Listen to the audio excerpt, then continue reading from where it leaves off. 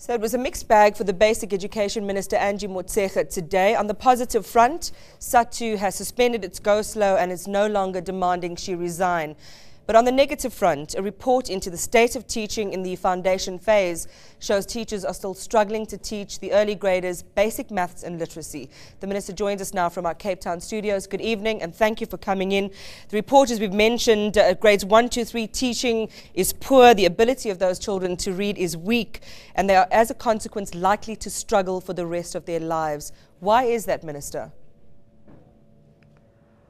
No, it clearly points to the problems around our initial training of our teachers, that they don't come into the profession with adequate skills to enable them to reach the required standards. So it's a known fact, it's confirming what we've known before, and that's why we've embarked on a number of strategies like your teacher collaboration, your teacher support. So it confirms what we knew, and it actually confirms the correctness of our approach to put more resources around teacher development. And where will those resources go, Minister? We understand that years of training by provincial education, by universities and NGOs have basically rendered our teachers ineffectual. Come again, I'm not sure if I understood your question, I'm sorry. So, in other words, what's going to be done? Because we've had provincial education, universities, NGOs, all of these interventions, as you say, to help teachers. It hasn't changed the results on the ground, that these children still cannot read properly. No, the report says our earlier approaches, the way we've dealt with teacher education, which is what also had been raised even by unions themselves, to say, as government in the past 15 years or so, have been focusing on policy because we had to do lots of policy change and neglected just the hard skills of teaching. So it's not as if nothing has been happening.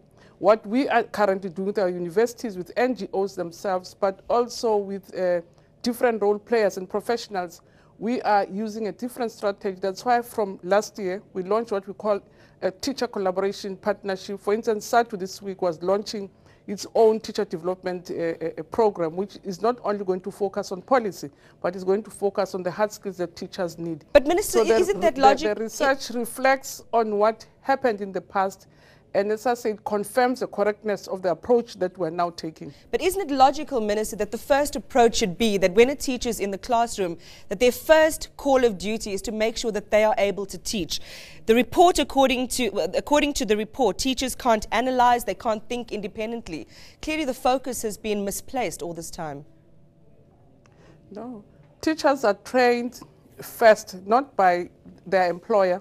They are first trained in precept in terms of the universities where they come from, in terms of teacher training colleges. So what it's saying, in terms of inheriting or just getting teachers who are prepared for the work, we don't have the teachers. Universities have not been training adequately. Your old teacher training colleges, which were shut up, had not also prepared their teachers adequately.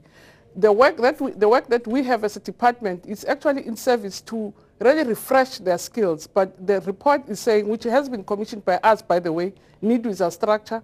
The research that comes from NEED, which comes from us, is saying we have to do more than really policy work, because it's quite clear that the skills that already exist in the teachers that we have in the sector are not adequate for the current situation. And without bemoaning apartheid, we can easily say those are the teachers we inherited who were not supposed to, in terms of the old policy, they were trained to teach laborers. They were not trained to teach people who are supposed to be independent. So that's what we're sitting with. So those are the teachers that we inherited with the skills, which the orientation was not to train them for that which we want them to be. But Minister, over the last 16 years, surely there have been new teachers, younger teachers brought into the fold, going through a process that new ministers and a new education system has instituted. You're talking about refreshing their skills.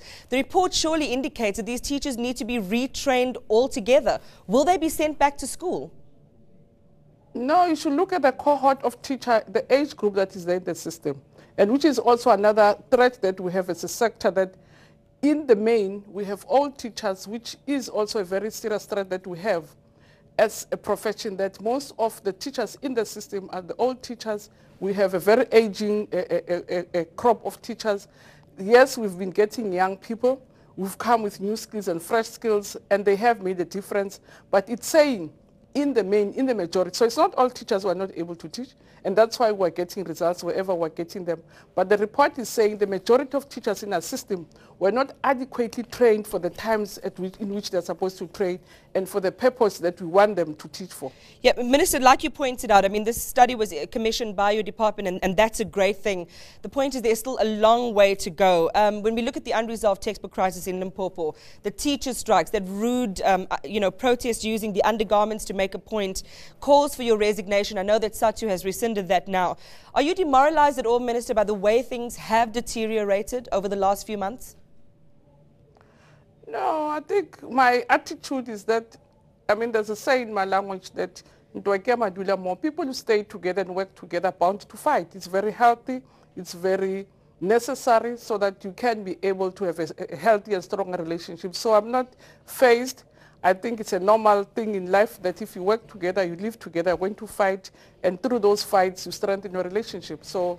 Yeah, but the casualties of this fight, Minister, have been the children, which this report says, as a consequence of poor teaching, are likely to struggle for the rest of their lives because we've missed out on this foundation phase. To those parents and pupils who have lost faith in the ministry's ability to arrest the situation and give good quality education, what do you say to them tonight?